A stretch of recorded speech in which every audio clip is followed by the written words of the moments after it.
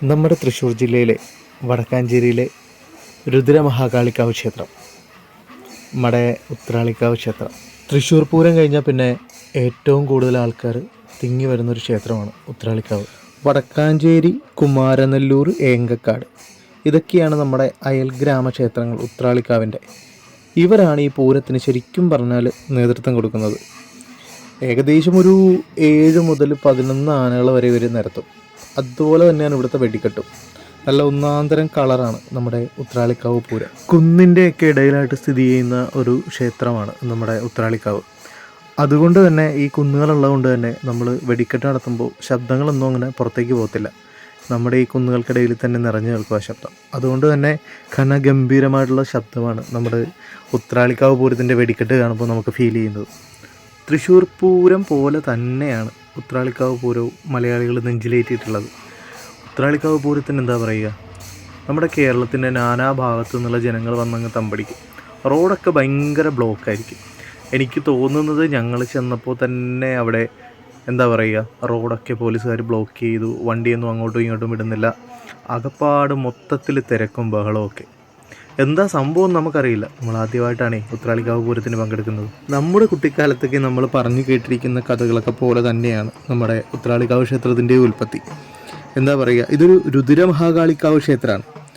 കൊച്ചി രാജ്യത്തെ പ്രധാനിയായിരുന്ന നമ്മുടെ പാലിയത്തച്ഛനും തലപ്പുള്ളിയിലെ പ്രമുഖനായിരുന്ന കേളത്തച്ഛനും അകമലത്താഴ്വരയിലുള്ള തൻ്റെ കൃഷിസ്ഥലങ്ങൾ സഞ്ചരിക്കാൻ എത്തിയിരുന്ന കേളത്തച്ഛൻ്റെ ഓലക്കുടയിൽ നിന്നും ഭൂമിയിൽ അവരൂഢയായ കൊല്ലൂർ മൂകാംബികാദേവിയുടെ ചൈതന്യമാണ് മഹാകാളിയാണ് എന്നതാണ് ഐതിഹ്യമെന്നൊക്കെയാണ് പറഞ്ഞു കേട്ടിട്ടുള്ളത്. ദേവി പരാശക്തിയുടെ 3 പ്രധാന രൂപങ്ങളിലൊന്നാണ് മഹാകാളി എന്ന് ദേവീ മഹാത്മ്യത്തിൽ കാണാം. പിൽക്കാലത്ത് അശ്രദ്ധമായി ഉപേക്ഷിക്കപ്പെട്ട ആ പ്രതിഷ്ഠയിൽ പാടത്ത് നെല്ല് കൊയ്യുകയായിരുന്ന ഒരു സ്ത്രീ അരിവാളിന് മൂർച്ച കൂട്ടുന്നതിനിടയിൽ അതിൽ നിന്ന് രക്തം വരുന്നതായി കണ്ടു.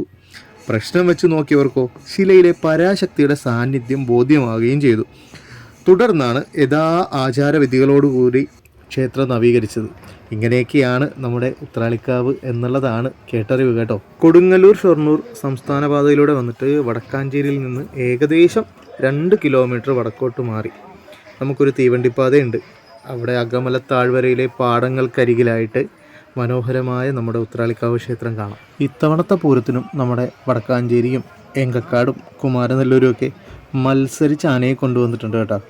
ഏതൊക്കെയാണ്, നമ്മുടെ വടക്കാഞ്ചേരിക്ക് വേണ്ടി തെച്ചിക്കോട്ടുകാവ് രാമചന്ദ്രനും, ഏങ്കക്കാടിന് വേണ്ടി നമ്മുടെ തിരുവമ്പാടി ചന്ദ്രശേഖരനും, അതുപോലെ തന്നെ കുമാരനെല്ലൂരിന് വേണ്ടി പുതുപ്പള്ളി കേശവനൊക്കെയാണ് തടമ്പാനയായിട്ട് വന്നിരിക്കുന്നത്.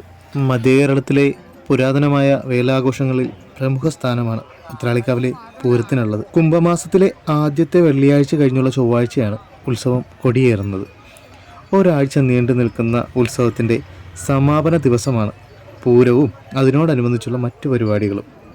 ആ ദിവസം നമ്മുടെ ഏങ്കക്കാവ്, കുമാരനെല്ലൂർ, വടക്കാഞ്ചേരി എന്നീ ദേശങ്ങളിൽ നിന്ന് 3 പങ്കുകാരാണ് ഉത്രാളിക്കാവേലയുടെ പ്രധാന നടത്തിപ്പുകാരായിട്ട് ഇവിടെ വരുന്നത്.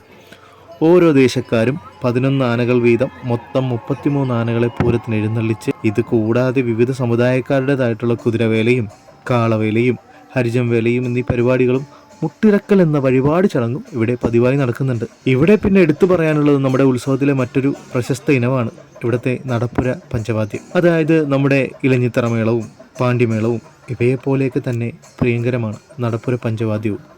രാവിലത്തെ എഴുന്നള്ളിപ്പൊക്കെ കഴിഞ്ഞു കഴിഞ്ഞാൽ പിന്നീട് വൈകിട്ടോടു കൂടിയാണ് നമ്മളുടെ പൂരങ്ങൾ വരുന്നത്. നമ്മുടെ മുന്നേ പറഞ്ഞിരുന്ന ദേശങ്ങളൊക്കെ ഇല്ലേ, കുമാരനെല്ലൂരും വടക്കാഞ്ചേരിയും എങ്കക്കാടും ഒക്കെ, അവരുടെ അവിടെ നിന്ന് പൂരമായിട്ടാണ് ക്ഷേത്രത്തിലേക്ക് വരുന്നത്. അത് വെറും പൂരമല്ല കേട്ടോ, അതിൻ്റെ മുന്നിലായിട്ട് ധാരാളം കലാപരിപാടികളും തെയ്യങ്ങളും തിറയും അമ്മൻകുടവും അങ്ങനെ ഒരുപാട് കലാപരിപാടികളൊക്കെ ഉണ്ടാവും. ഇതൊക്കെയായിട്ട് ചെണ്ടമേളത്തോടു കൂടി വരുന്ന പൂരങ്ങൾ കാണാൻ ഒരു പ്രത്യേക ഭംഗിയാണ്. ഈ കാഴ്ചകളൊക്കെ പറഞ്ഞു വിവരിക്കുന്നതിൽ അർത്ഥമില്ല കേട്ടോ.